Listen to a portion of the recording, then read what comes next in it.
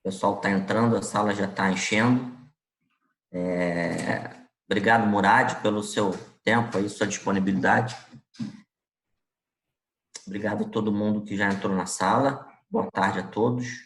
Mais uma live nossa promovida pela Rio Investimentos. E explicar um pouquinho como é que vai ser a dinâmica de hoje. Dinâmica parecida com as outras. A ideia é que esse bate-papo leve no máximo 1 hora. O Christian vai falar um pouco rapidamente sobre a Rio, porque sempre participam clientes e prospects. O Márcio Murad, que é o diretor responsável pelo atendimento na Prudential aqui no Rio, ele vai responder algumas perguntas que vamos fazer, até algumas perguntas que vieram de clientes também. E depois a gente faz um fechamento, o Murad fala um pouco sobre uma conclusão desse bate-papo e fica à disposição posteriormente, caso alguém tenha alguma demanda específica para conversar. Então, Christian, está contigo. Boa tarde a todos. Falando um pouquinho a respeito, primeiro, da Rio, né? Quem nós somos, onde nós estamos, né? Então, a Rio Investimentos nasceu no finalzinho de 2008, né, oriundo de um projeto que tínhamos em mente já há alguns anos, sempre falávamos sobre isso. Então, eu, o Varela, que acabou de falar com vocês, o Fabrício, pedimos demissão nos bancos que trabalhávamos e deixamos uma carreira corporativa até então bem sucedida, de mais de 20, 26 e 13 anos, respectivamente. A gente criou a Rio, entendendo que o modelo de assessoria ao cliente poderia ser melhor, mais eficiente, e a ideia da criação é trabalhar com foco 100% nos interesses dos clientes, né? Pensando que as relações têm que ser boas para todos os envolvidos e começando pelo próprio cliente. Então, a Rio tem como valores a construção de relacionamento de confiança de longo prazo. Nós temos a convicção de que o nosso sucesso virá com a plena satisfação dos nossos clientes e suas famílias, e por isso buscamos excelência na assessoria que prestamos. Hoje temos um escritório no Rio, uma casa, sempre falamos, uma charmosa vila no coração de Ipanema, e temos outro escritório em São Paulo, muito próximo ali aos principais centros comerciais de São Paulo, e criamos esse escritório em São Paulo logo a partir da chegada do sócio Luciano, que foi muito pouquinho tempo depois de nós iniciarmos a Rio aqui em Ipanema. E atualmente temos 14 pessoas entre Rio e São Paulo. Só um pequeno disclaimer antes de a gente falar um pouco sobre a Prudential, falar um pouco sobre o Murad. A Rio Investimentos, serviços financeiros, não tem qualquer tipo de exclusividade com qualquer tipo de seguradora. Tá? E por que escolhemos a Prudential para nossa parceira como para seguros, especialmente aí tratando na questão de vida, né?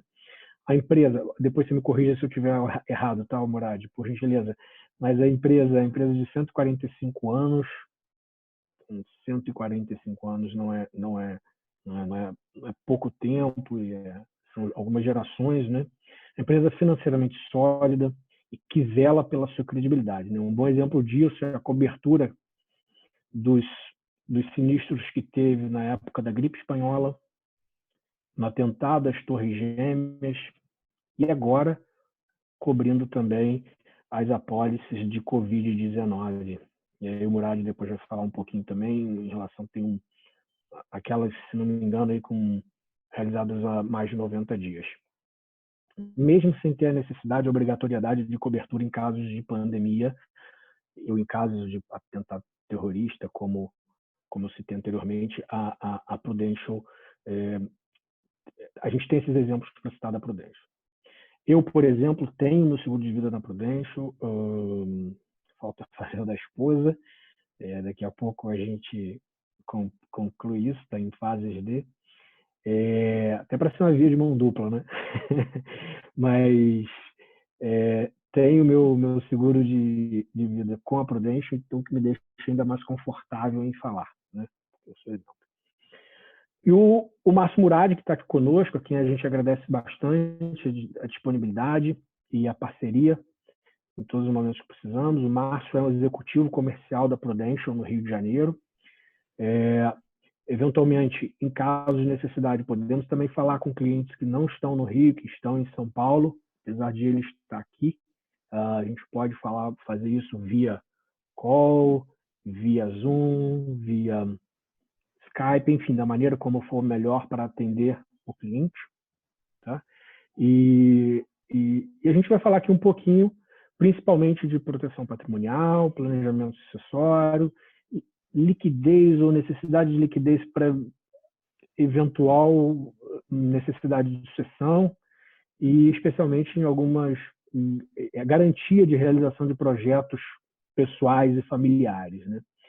Então, o Murad, antes de passar a palavra para você, eu já queria fazer isso e te deixar totalmente à vontade para poder você, né, fazer seus comentários, sua introdução, mas eu já queria deixar aqui uma pergunta ao passar a palavra, tá?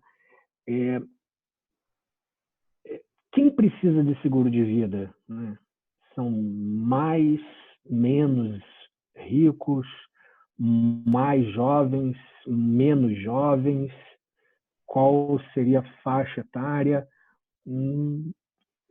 Fique à vontade, faça a sua apresentação como achar mais conveniente. Se puder já nos trazer essa primeira pergunta, te agradeço. Tranquilo. Agradeço aí a possibilidade de estar falando com os clientes da Rio. Acho que é sempre um prazer a gente estar podendo, de certa forma, disseminar um pouco dessa cultura de proteção. A ideia aqui hoje é a gente ser relativamente breve.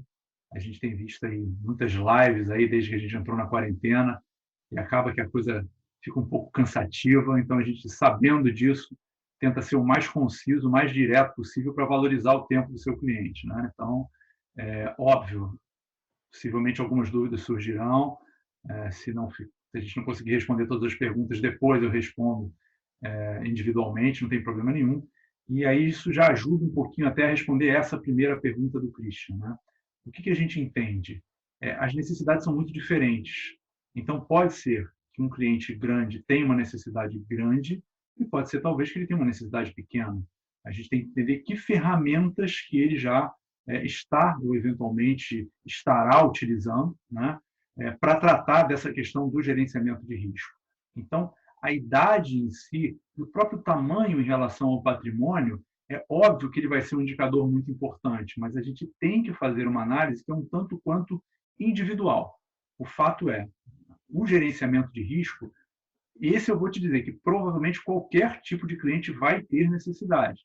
Claro que alguns vão ter uma necessidade pequena. Por quê? Porque o risco é pequeno. Outros vão ter uma necessidade realmente grande. Por quê? Porque o risco é grande. E o nosso desafio é quantificar isso para o cliente. Então, a gente já chega num estágio de maturidade, em termos de mercado mesmo, né, um pouco diferente do que era lá atrás. No passado era uma coisa meio subjetiva, até eu diria, né? Aquela coisa, qual é o valor da vida humana? Ficava uma coisa não muito prática, não muito clara, muitas vezes. Não é disso que a gente está tratando aqui. Tá? A coisa tende a ser bem mais pragmática do que era. Então, a gente vai olhar o perfil de cada cliente, independente do seu tamanho, independente da sua idade, da sua própria condição de saúde, do seu histórico familiar, vai entender quais são os riscos daquele cliente e a gente vai elaborar junto com esse cliente, né, junto com a equipe da Rio, uma estratégia de gerenciamento de risco. Claro que hoje eu vou falar muito mais sobre seguro do que qualquer outra ferramenta, mas mais na frente vocês vão ver. Óbvio, não é a única ferramenta, então é legal a gente cruzar um pouquinho, claro, no tempo que a gente tem aqui, né, mas o cliente entender que existem outras ferramentas também, que muitas vezes vão trabalhar, inclusive, associadas. Tá?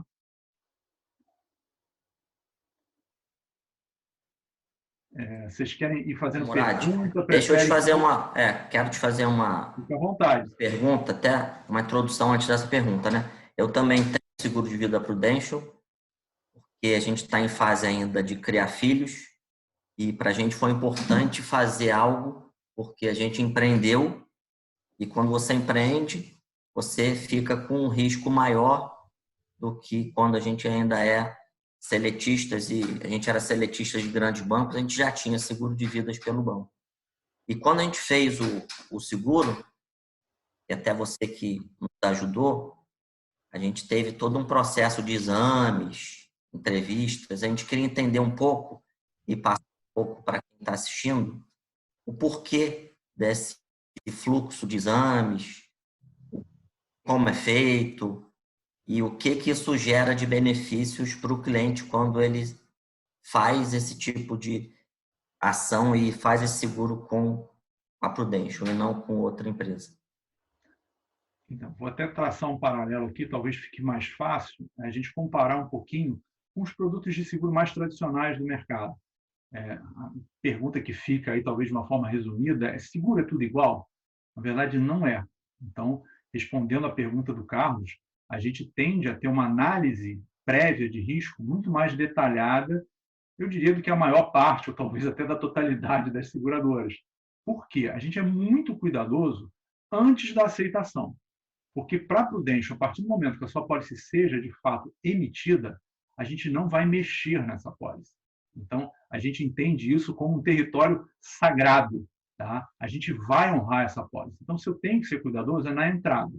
É claro que com os recursos tecnológicos e até com o avanço da medicina, essa análise prévia ela está cada vez mais rápida. Só para vocês terem uma ideia, a maior parte das apólices que a gente emite, isso anterior ao Covid, tá? Não é nenhuma uma situação por causa do Covid. Claro que nesse momento isso facilita. Mas a maior parte das apólices que a gente emite hoje já são apólices com emissões eletrônicas, que a gente chama, onde não há nenhum tipo de interveniência humana, no sentido de tenho que mandar uma assinatura ou necessariamente tenho que fazer um exame. Óbvio, vários fatores vão ser analisados, parte dessa análise realmente é literalmente eletrônica, mas a gente já tem tecnologia para isso. Mas qual é a função disso? Por que a gente faz isso? O Código Civil brasileiro ele tem um artigo específico para seguro de vida. Tá? Notem que eu estou falando de Código Civil. Tá? Então, é uma lei federal. Né? O Código Civil diz que o segurado ele tem obrigação de avisar a seguradora se houver uma mudança de risco. Então, isso significa que uma pessoa que contratou um seguro comum e está ali pagando por 10, 20, 30, 40 anos, se ele descobre que tem um problema de saúde, então, ele descobriu que ele tem um problema significativo e algo natural, até com o avanço da idade, completamente previsível, eu diria, ele tem a obrigação de avisar. Tá? No artigo seguinte, o Código Civil diz que a seguradora, então, tem a prerrogativa de rescindir esse contrato de forma unilateral. Ela pode cancelar essa apólice. Inclusive, boa parte desses contratos são apólices anuais, que são naturalmente renovadas anualmente. A seguradora, então, também tem essa possibilidade. A gente entende que isso não é razoável. Tá? Nenhuma apólice da Prudential é emitida nessas condições. A gente abre mão dessas possibilidades, vamos colocar assim, do Código Civil, em todas as apólices. Pode ser uma apólice pequena, pode ser uma apólice gigante. Então, a nossa apólice ela tende a ser bem mais, diria, garantida no longo prazo do que, eventualmente, uma apólice comum. Então, isso é uma diferença inicial. Aí você vai perguntar, mas Murad, legal, mas vamos supor que eu seja aquele caso que precisa de um exame mais detalhado, porque já tem algum problema de saúde, ou porque eu já tenho um capital segurado muito grande devido ao patrimônio que eu tenho, ou por uma combinação de fatores eu seja uma pessoa que precisa fazer um exame mais completo. Então, caso seja necessário, a gente vai enviar um médico até a residência desse cliente, ou o lugar que ele escolher, e essa coleta, muitas vezes de sangue, de urina, a própria entrevista médica pode ser feita na residência do cliente.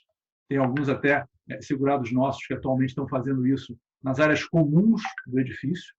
Então, ele vai para uma área que seja discreta, para uma área que seja segura, que seja limpa, óbvio. E, obviamente, as pessoas que estão indo também são super preparadas, entendem perfeitamente esse momento, mas, eventualmente, é necessário. O custo desses exames é totalmente da Prudential. Se o segurado desejar, a gente, inclusive, envia os resultados na sequência, quando for necessário. Então, isso é o que a gente chama aí do risco congelado. A partir do momento que a gente faz os exames, aceita, o risco está congelado. Não importa o que aconteça com esse cliente daqui para frente. Mas, Murad, ele mudou de profissão, sem problema. Murad, ele mudou de hobby, ele tem um hobby agora, ele era um assessor de investimento e agora ele é um piloto de asa delta. Cada um com seu sonho, sem problema. A gente continua garantindo, nem o preço muda. Tá? Então, isso dá uma segurança muito grande para o cliente, que muitas vezes ele não vai ter numa pólice tradicional, vamos colocar dessa forma. Né? Então, acho que essa é uma diferença grande. A questão da precificação também, ela é bem diferente. A gente trabalha com prêmio nivelado. O que é o prêmio nivelado? Não tem aumento por faixa etária. Simples assim. Mas não tem aumento nenhum? Tem. Você vai ter uma atualização anual pelo IPCA. Então, capital segurado, que é o valor que o cliente busca de proteção, e o prêmio, que é quanto ele paga, vão subir sempre juntos, repondo a inflação. Apenas isso. Nada além disso. Então não tenha lá, quando eu fizer aquela virada de idade, né, no plano de saúde, aquela hora complexa, né? O cara vira de, sei lá, 59 para 60, ou de 69 para 70, cada um tem a sua faixa etária, e dá aquele salto no preço. Não existe isso. Tá? A gente vai trabalhar sempre com um prêmio nivelado. Então, isso também é uma diferença, obviamente, relevante, porque você consegue prever. Se eu consigo pagar isso hoje, tranquilo. Ainda que uma outra diferença, aproveitando aqui rapidamente, o prazo de cobertura e de pagamento também tende a ser diferenciado. Normalmente, nos seguros que são, a gente chama eles de vida inteira, não é? Nos Estados Unidos são chamados de whole life, esses seguros são vitalícios. Então, eles não têm prazo para acabar. Não importa quanto tempo o cliente dure, ele sempre estará coberto.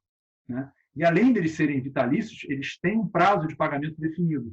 Você paga o seguro por um tempo definido.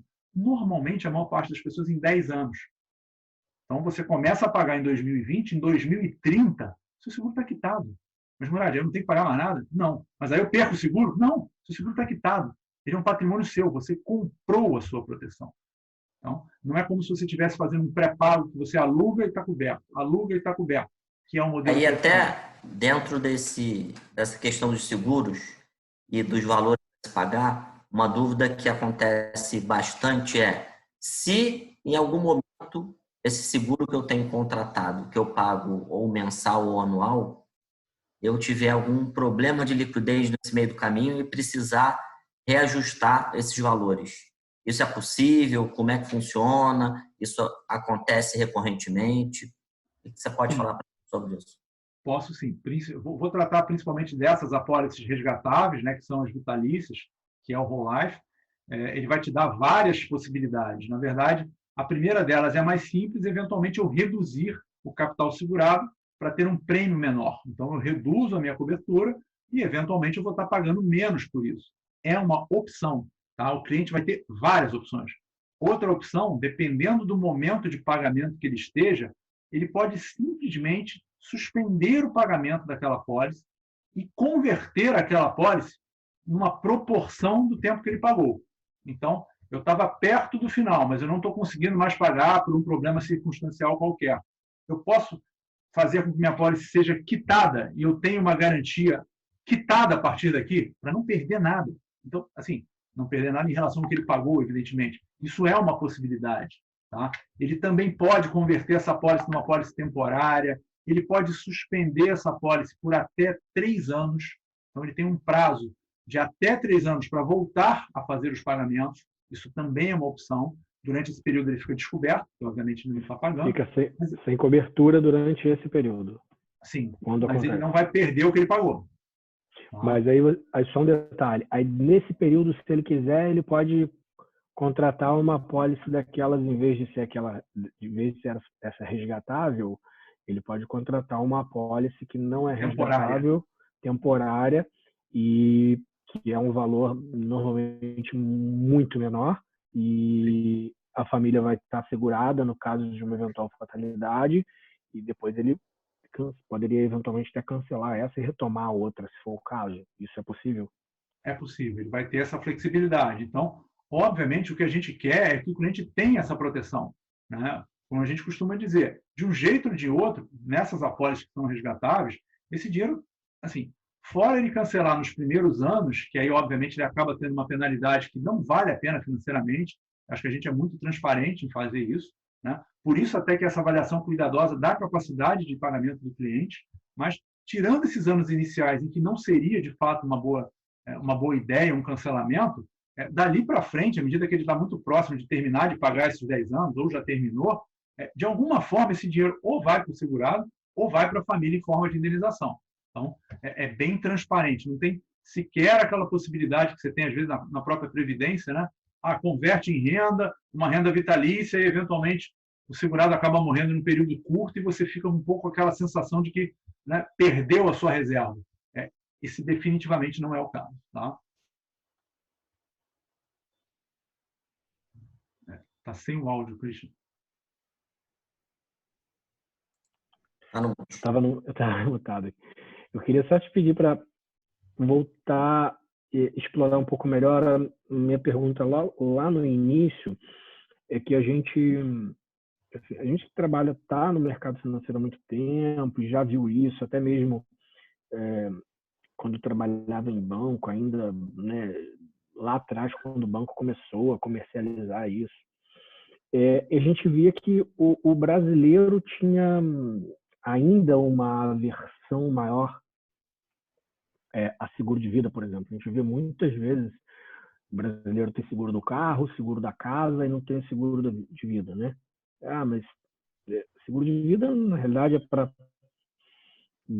Né, isso pode ter várias maneiras de pensar aqui, mas no final você tranquiliza as pessoas que ficam, no caso, uma eventual fatalidade, mas ainda assim ele tem consigo várias outras coberturas, né? Então, eu queria que você explorasse um pouco melhor sobre isso e aí falar um pouquinho também sobre aquela questão da idade, né? Do mais jovem, por que com 20 anos de idade, com 40 anos, com 50 anos de idade?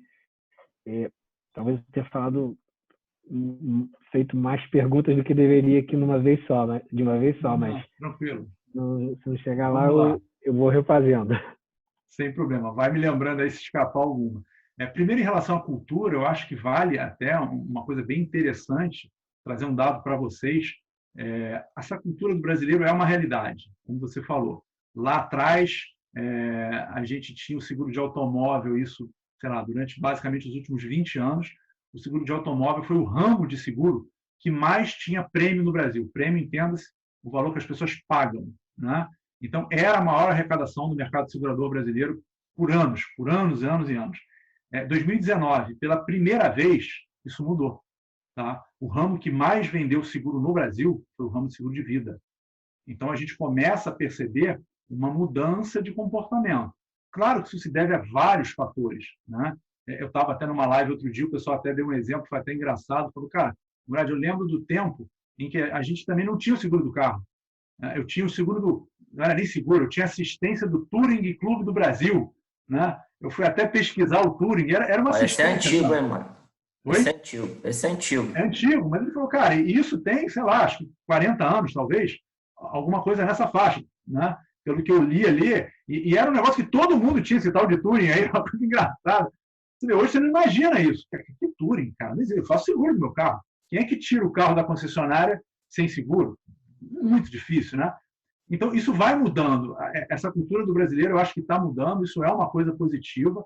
E, óbvio, a gente fica super feliz com isso, porque, cara, a gente entende que famílias e patrimônios estão sendo protegidos. Então, até numa linha que puxa mais para o investidor, a abordagem que a gente costuma ter, é óbvio que é muito importante você estar acumulando patrimônio, você estar formando o seu patrimônio. Isso vai te dar uma segurança, isso vai te dar uma tranquilidade em relação a um sonho, a um objetivo que você tenha. Mas será que não é importante também a gente proteger essa acumulação, a gente proteger esse patrimônio? E aí eu faço até um paralelo rápido aqui com o mercado americano. A gente falou um pouquinho do mercado brasileiro. Cara, Estados Unidos, em termos de contratação per capita, né, é um dos maiores países em termos de contratação do mundo.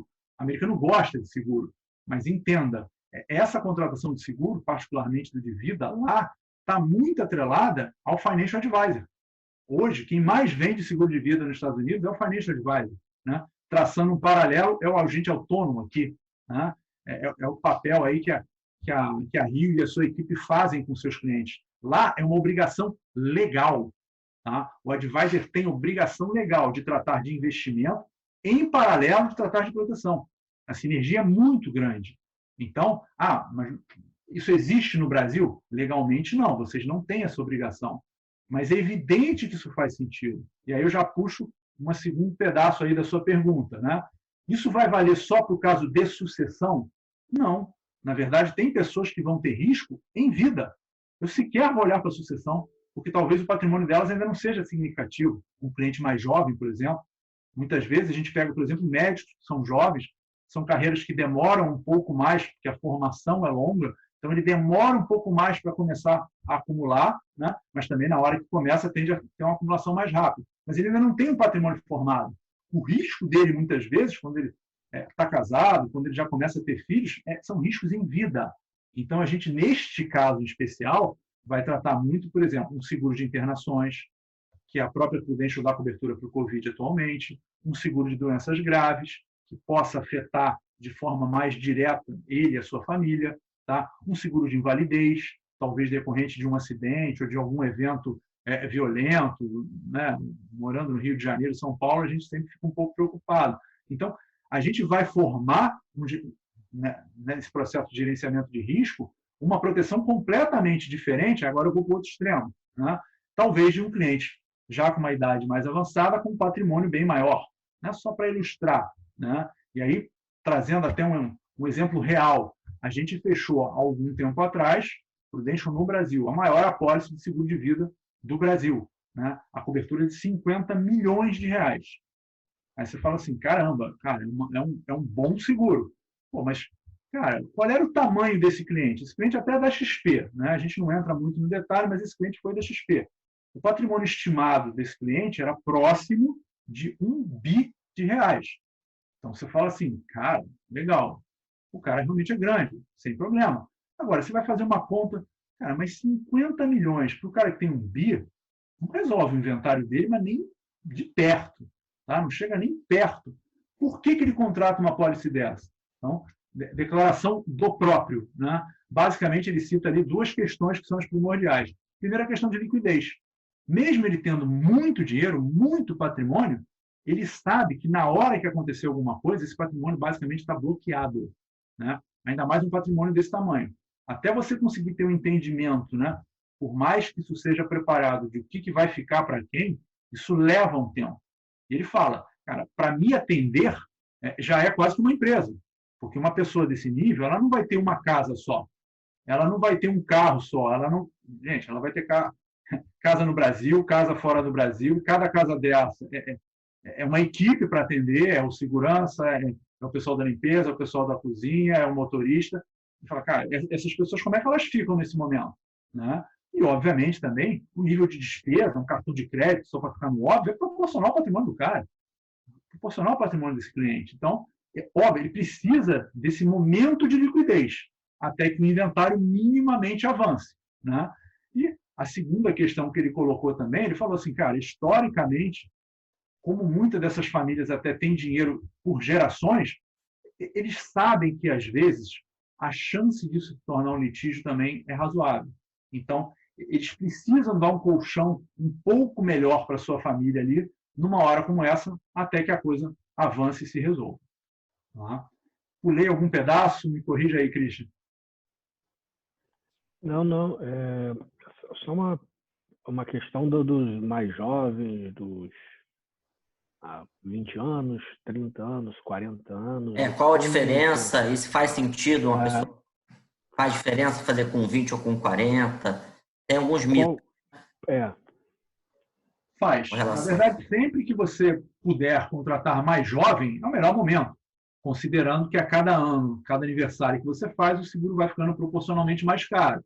Então, quanto mais jovem, se você puder, ainda mais se for o vitalício que você paga por 10 anos, a proporção entre o valor que você está pagando de um lado e o valor que você está contratando de proteção, ela aumenta, obviamente, se você for mais jovem.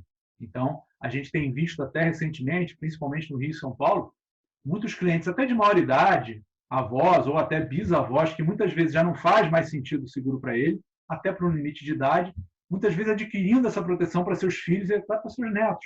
Por quê? Porque tem patrimônio e essa alavancagem, essa diferença, quando a contratação é feita para uma criança, vamos dizer assim, no Brasil a gente pode fazer isso a partir dos 14 anos, então essa diferença é muito grande, essa alavancagem é muito grande. Né? Só para traçar um outro paralelo, para a gente entender um pouco como a coisa funciona. No Japão, é comum, é quase que uma tradição, que os avós comprem seguro para a criança quando ela nasce. Então, a criança nasceu, ela não faz seguro para o pai dela, não. É para a criança. Então, na visão um pouco deles, assim, a criança já está protegida desde sempre.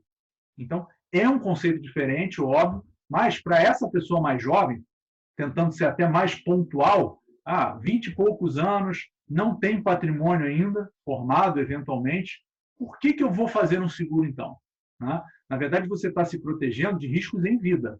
O que você está tentando fazer numa situação como essa, se eventualmente alguma coisa acontecer comigo, eu não vou me tornar um peso para a minha família, eu não vou me tornar um problema para a minha família. Se eu ficar doente, ou se eu sofrer um acidente, ou se eu ficar internado, eu não vou ser um peso financeiro. Então, é uma forma que você tem de garantir que a sua família ou as pessoas próximas não vão ter que pagar, eventualmente, a sua conta, vamos dizer assim. Né? Então, é um cuidado também. E óbvio que quando o cliente é muito jovem, esse preço tende a ser muito acessível. Aí você vai falar, poxa, Murad, mas o meu estereótipo de Prudential são seguros muito caros. Gente, tem de tudo. Depende do risco de cada um. Né? Os seguros temporários, que a gente citou aí rapidamente... E até que idade a Prudential emite uma apólice para um cliente? A gente basicamente vai ter 2 cortes aí. Até 65, o cliente pode contratar com qualquer opcional, inclusive os whole lives vitalícios. Quando ele passa de 65 e vai de 66 até 75, a gente já tem um produto um pouco diferente, ele é mais limitado, eu já não consigo oferecer tantos opcionais, basicamente é sem opcional, vai focar na cobertura básica, e ele é um whole life também, então é uma opção. Até 75, óbvio que essa alavancagem que a gente falou ela é muito menor nessa idade, não há a menor dúvida. É o outro extremo em relação ao jovem. Mas é uma possibilidade. Então, mesmo clientes com uma idade mais avançada, a gente vai entender qual é a necessidade, né? E, eventualmente, vai conseguir proteger, sim. Falando um pouco, Murad, do cenário atual, e falando de Covid, né, que, infelizmente, é o assunto do momento. Sim. O que tem para falar para a gente da relação da Prudential com o Covid e até das emissões que têm sido feitas nos últimos dias? Tá. Então, primeiro ponto, em relação ao Covid, o Christian até adiantou um pouquinho aí, obviamente isso é uma realidade. As seguradoras não têm obrigação de pagar os riscos excluídos.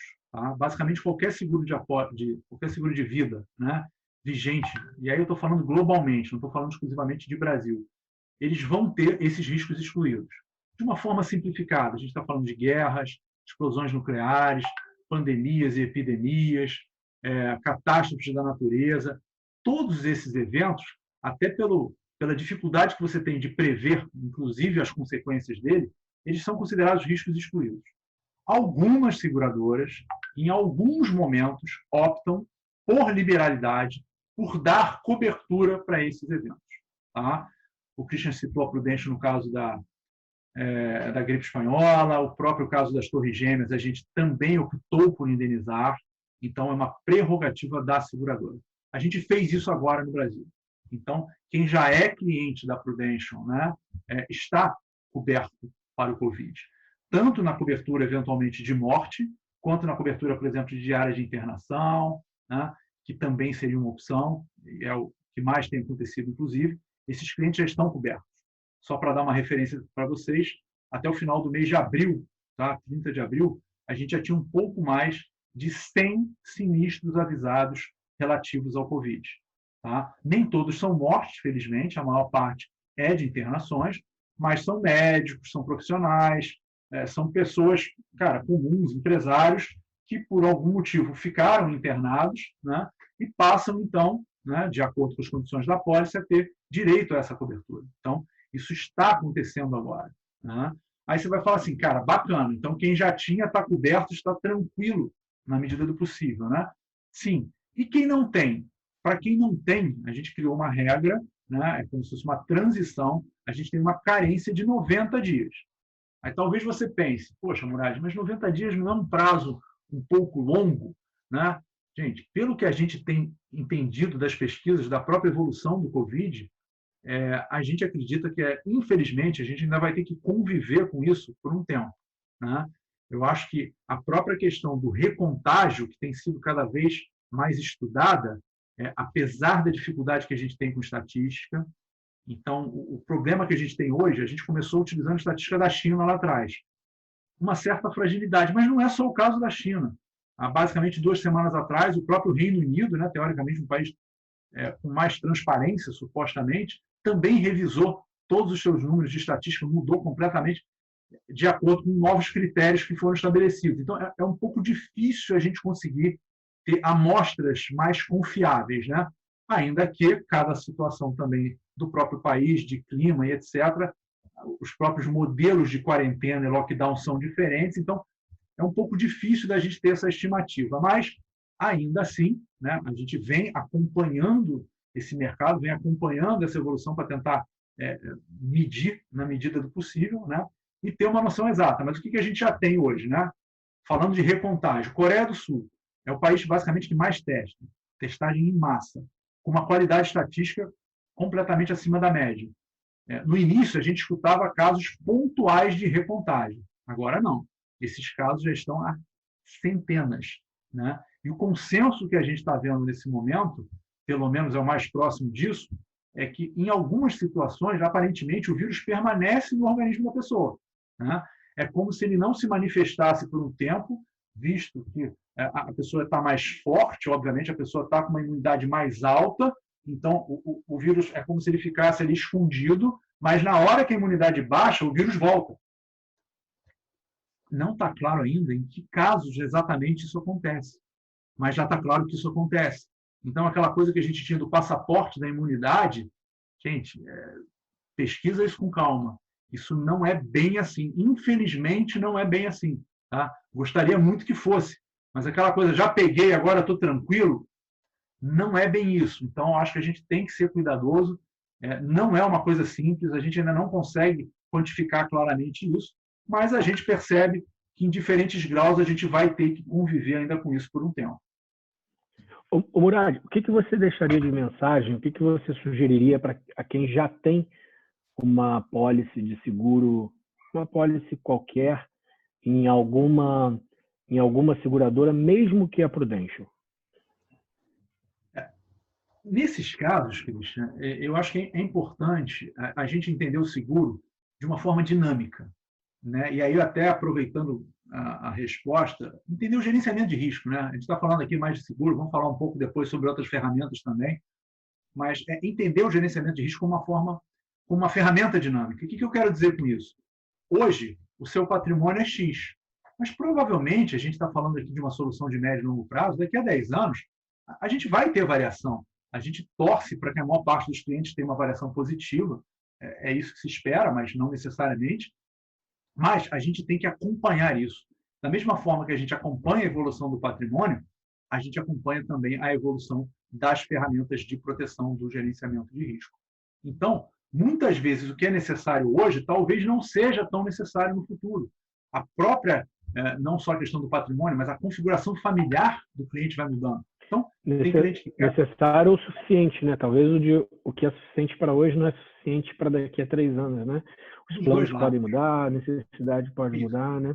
Então, às vezes aparece um filho, às vezes ele casa, às vezes ele separa, às vezes aquele filho que ainda era novo quando ele contratou, agora já saiu de casa, já está andando com as próprias pernas, como a gente diz, e a gente fica feliz com isso. O risco dele vai mudando, e a gente, então, tem que acompanhar isso. Muitas vezes você contrata uma pólice lá atrás e foi aquele retrato da época. Naquele momento é o que você precisava, ou até, eventualmente, é o que você podia pagar. Legal. Não necessariamente isso é ruim, mas a revisão é importante. Então, traz essa pólice para a gente, né? Leve essa pólice para o seu assessor da Rio. A gente está preparado para fazer uma análise crítica, construtiva em cima disso. Tem clientes que a gente vai falar assim, você precisa de mais cobertura nesse ponto aqui. Nesse outro aqui, talvez não. Vamos reduzir? Vamos fazer um equilíbrio aqui para a coisa ficar mais, né, equilibrada, para a coisa ficar mais do tamanho que você precisa? Tem outros clientes que a gente vai falar, olha, sua pólice é muito pequena para o seu patrimônio. Você quer resolver isso agora? Ou você quer esperar um pouco mais? Não tem problema. Não tem forçação de barra. O importante é o cliente entender o conceito do gerenciamento de risco. Ele entende que aquele capital que está ali eventualmente não é suficiente, cara, a gente fez o nosso trabalho, né? No momento certo, ele vai voltar, ele vai contratar a cobertura, ele vai entender que ele precisa proteger o patrimônio e a família dele. Tá? Então, tragam essas apólices, a gente olha, até porque isso também não tem custo nenhum para o cliente final. Né? Essa revisão não é uma coisa, não, tem que pagar para revisar minha apólice. Não, a gente vai sentar, vai entender, dependendo da complexidade, eu mesmo vou estar ajudando vocês nesse dia a dia, e a gente vai entender a necessidade, né? De uma forma bem tranquila, de uma forma bem equilibrada. Tá? Isso é recorrente, essas necessidades pontuais, de uma visão customizada da necessidade de cada um, né, o Morad? Sem dúvida, Carlos. E aí, até traçando esse paralelo com o que a gente falou das outras ferramentas, a própria legislação muda. Então, a gente viu, não vou me estender muito aqui, porque também não é o caso, mas a própria questão, por exemplo, de previdência privada. A gente viu mudanças na legislação e, assim, infelizmente, eu acho que vai continuar mudando. Essa legislação tende a ficar cada vez mais restritiva. Do outro exemplo real, se vocês pesquisarem, a gente tem um projeto de lei tramitando hoje, falando do Estado de São Paulo, né? Mudando a tributação, não só da Previdência, da sucessão como um todo. A Previdência é uma das ferramentas que está sendo tratada lá, obviamente restringindo, né, o uso de Previdência para esse tipo de fim. Eu acho que Previdência é um super produto, tem uma super função. Esse conceito de Previdência, de você ir acumulando ao longo do tempo, formar uma reserva interessante, converte essa reserva em renda, tem o diferimento, né, da questão tributária, cara, que é sensacional, a questão do come-cotas no longo prazo faz uma diferença enorme. E olha, a Prudential não vende Previdência no Brasil, mas é uma ótima ferramenta, não tem a menor dúvida. Para fins de sucessão, ela não é feita para isso. Dá para trabalhar para a sucessão? Tem restrições. Se o cliente entender claramente essas restrições, eventualmente vai fazer parte. Você quer aproveitar e falar um pouco dessa parte tributária do seguro? No caso de falecimento, como é que funciona, como é que é a tributação? Perfeito. Então, como a gente falou... A gente está falando de tributação, a gente encaixa essa... A própria tributação, ela vai mudando com... Pode falar, Cris.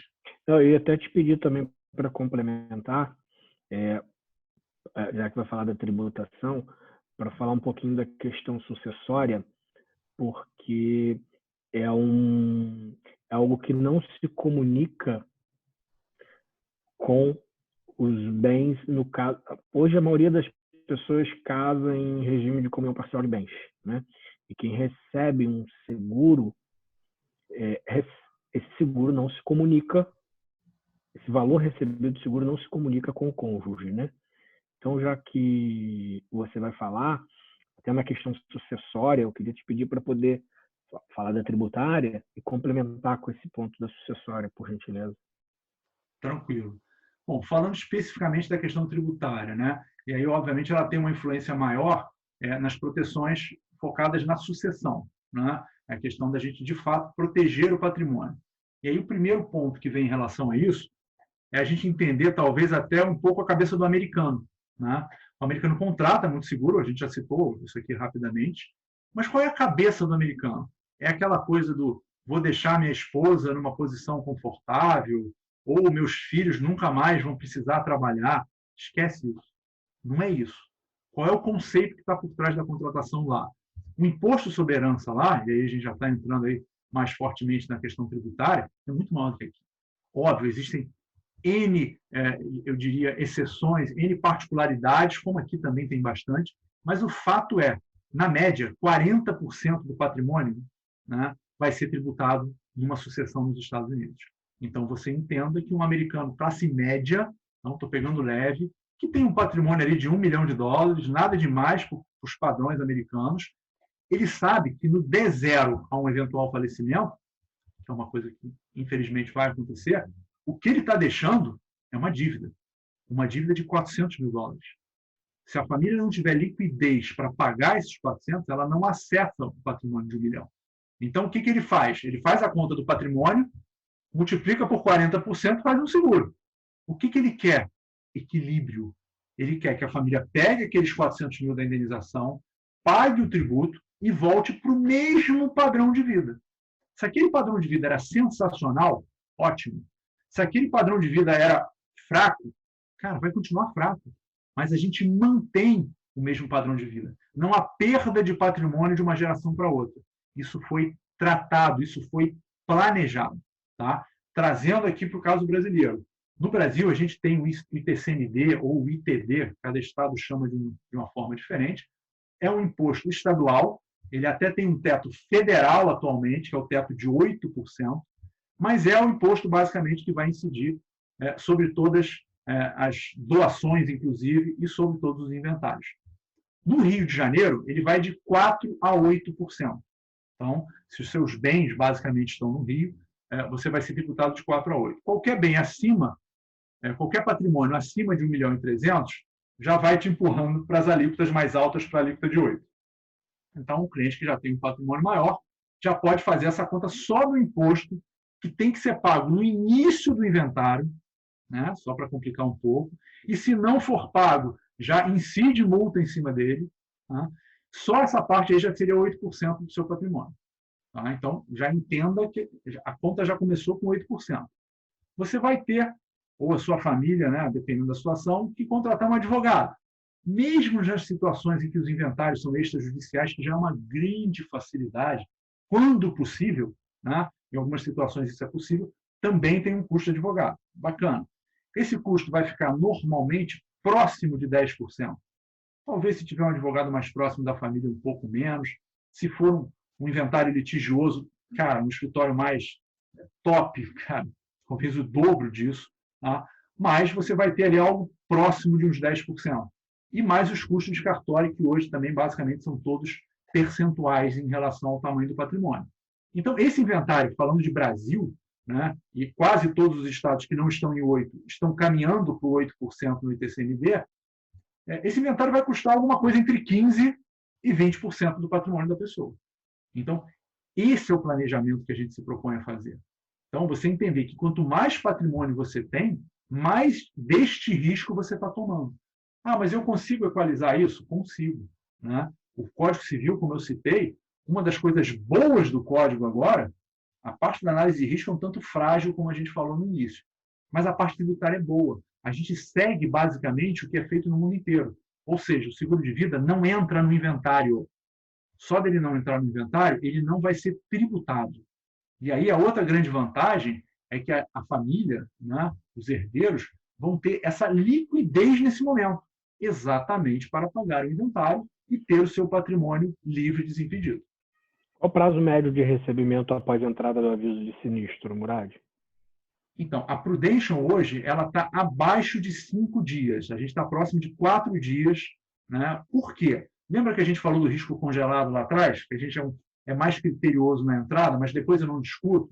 Então, a circunstância da morte, no caso da Prudential, eu não vou dizer que ela seja irrelevante, que aí também seria exagero, mas ela tende a ser muito menos crítica do que nas outras seguradoras. Muitas vezes, em alguns outros concorrentes, você vai ter que passar por um processo de análise mais elaborado, eventualmente por uma auditoria, vai se buscar, eventualmente, alguma correlação com algum problema prévio, alguma doença prévia, por exemplo. No nosso caso, não tem essa discussão. Então, isso dá uma tranquilidade muito grande para você estar falando para o seu cliente, cara, aqui a chance de ter surpresa, basicamente, não existe. Murad, eu só queria te pedir um pouquinho, você falou bastante em relação à proteção do patrimônio, né? Você deixou bem claro aqui, tem uma coisa que eu me vejo, talvez a gente possa ter clientes aqui também numa posição parecida, como eu e o Varela falamos anteriormente, que, por exemplo, quando eu contratei o meu seguro, antes eu tinha o seguro lá por conta da instituição que eu trabalhava, mas quando eu contratei o seguro, contratei entendendo que eu tenho hoje 2 filhos, né, um de 4 e outro de 2 anos. O patrimônio que eu tenho até então não é suficiente para o que eu construí até hoje, não é suficiente, pelo menos quando eu projeto todas as despesas de formação deles, né? Eu vejo que eu mantendo o meu padrão de hoje, ok, as coisas vão se concluir, mas pode ser que eu falte. Então eu deixo de ter a garantia de que as pessoas que eu amo vão conseguir realizar seus projetos, ou seja, eu vou deixar de garantir a formação dessas, né, dessas crianças, por exemplo, né? E como que a gente faz cálculos dessa natureza? Por exemplo, um de 2, outro de 4, até quantos anos, por exemplo, qual tipo de universidade, é mais numa média ou a gente tem algum número já específico que a Prudential usa? A gente vai ter, sim, basicamente várias fórmulas de estar calculando isso. Não é uma coisa, digamos, subjetiva. Basicamente, nenhuma cobertura, mesmo as coberturas que são pagas em vida, ela vai ter, vamos dizer assim, uma metodologia de cálculo. Claro que isso vai variar um pouquinho de acordo com a realidade de cada cliente. Então, vou te dar um exemplo. Tem 2 clientes que têm filhos, basicamente em idade escolar. Porém, um está numa escola bilíngue, super cara. Obviamente, a necessidade de proteção dele em relação ao período de formação dessa criança, né, é maior do que um outro cliente com um filho da mesma idade numa escola que, cara, normal, que não seja bilíngue, que não seja tão cara. Então, esse valor vai entrar na conta, sim. É claro que aí a gente tem que sentar com o cliente e entender a realidade de cada um. Mas não tem muita subjetividade, não. As próprias diárias de internação que eu citei aqui, os médicos têm utilizado muito. Como é que a gente baseia isso? Qual é a tua renda média? Então, em cima dessa renda média que eu vou buscar a proteção. Qual é o tamanho do seu patrimônio? E, em cima dessa informação, a gente vai estimar o inventário dele. Então, a gente vai traçando alguns pré-requisitos em termos de informação para conseguir desenhar, de fato, uma proteção, um gerenciamento de risco que seja mais adequado, né? E aí um ponto também que eu acho que a gente acabou falando aqui, não aprofundou muito, mas eu acho também relevante, entender que o seguro é uma das ferramentas. Tem cliente que a gente vai sentar, e aqui no Rio não é muito diferente, é uma coisa do perfil do brasileiro, cliente extremamente imobilizado. São clientes que acumularam muitos imóveis ao longo dos anos, que têm preferência por esse tipo de ativo, tá? Então não cabe a mim aqui ficar julgando se isso é bom ou ruim, mas isso é uma realidade, né? E esses imóveis, cada vez mais, e aí talvez uma própria referência interessante seja esse projeto de lei de São Paulo, que não é muito diferente, inclusive, do que já acontece aqui no Rio, eles já são tributados por valor de mercado. Então, no passado, você tinha, digamos assim, umas alternativas, né? Eu abri uma conta conjunta, corre lá, saca o dinheiro, transfere. Gente, assim, para você ter uma ideia, hoje, falando de Rio, os cartórios já estão interligados com o Banco Central. Então, quando você dá entrada num atestado de óbito, bloqueia a conta na hora. Até na junta comercial, bloqueia a movimentação acionária. Então, não vai achando que dava para fazer isso, porque não é mais assim. Ainda mais se você olhar para 10, 20, 30, 40 anos, né, que é a nossa expectativa, vamos colocar assim, né? Então, não imagina que vai haver maneiras de se dar um jeitinho. Gente, vamos lá, vamos tentar ser responsável, né? Eu acho que é importante a gente entender o risco que está por trás disso. Então, a gente entender essa necessidade de planejamento, né? Talvez para esse tipo de cliente faça sentido, por exemplo, uma holding, né? Então, a gente vai sentar, eventualmente, junto com o advogado do cliente, né? Vamos entender se encaixa a holding, tem um imóvel para renda ou não é, onde é que estão esses imóveis, qual seria o melhor modelo, dependendo do objetivo do cliente, você vai falar assim, esse cara, o desejo dele é sair do Brasil. Ele já cansou um pouquinho aqui da nossa terra, né? Talvez para essa pessoa fazer um offshore possa ser interessante. Talvez para um outro tipo de cliente, dependendo do tamanho dele, da liquidez, talvez um fundo exclusivo possa ser uma opção bacana. Então, a gente vai olhar isso de uma forma integrada, né? Envolvendo o advogado, envolvendo o contador do cliente quando necessário, sem dúvida envolvendo o assessor de investimento dele, né? Para tentar são propostas complementares, né, Murad? Não são propostas excludentes. É isso. Não tem uma coisa que você fala, isso aqui vai resolver tudo em todos os casos. Definitivamente não é isso. Maravilha. O Murad, antes até de passar para o Varela aí, porque vai falar, né, encerrar, só te deixar aqui um espaço para você deixar a mensagem de eu sei por que eu fiz via Prudential, eu falei lá no início, o Varela também acho que tem o mesmo pensamento, o meu. Eu queria deixar para você aí falar por que Prudential. Hoje a gente tem dezenas de seguradoras, por que Prudential? Antes de a gente passar aí para o Varela e ele fazer o encerramento. Tranquilo. Assim, eu acho que a Prudential ela tem, de fato, alguns diferenciais. Eu já estou aí basicamente há mais de 20 anos trabalhando nesse mercado, já trabalhei com seguro por muitos anos, conheço boa parte do mercado. Cara, é diferente. É diferente. A vontade genuína que as pessoas têm de fazer as coisas bem feitas, a cultura que se tem ali dentro, realmente de entregar o que a gente está prometendo, é uma coisa que você não costuma ver tanto por aqui, infelizmente. Né? Por trás, né, desse dia a dia, a gente tem 145 anos de história, como você citou. Né? A Prudential está basicamente aí entre os 10 maiores gestores de patrimônio do mundo. A gente administra na faixa de 1,4 trilhão de dólar. Você vai falar, não, Murad, essa conta não existe, você falou errado. Não, eu não falei errado. Tá? É 1,4 trilhão de dólar. Então, uma empresa que tem uma solidez, que tem uma história, que tem um compromisso com o que promete, é muito diferente do que a gente costuma ver. Então, eu acho que, se é para destacar um ponto, seria esse. Que bom, Murad. Primeiro, eu gostaria de te agradecer pela bate-papo, pelas perguntas.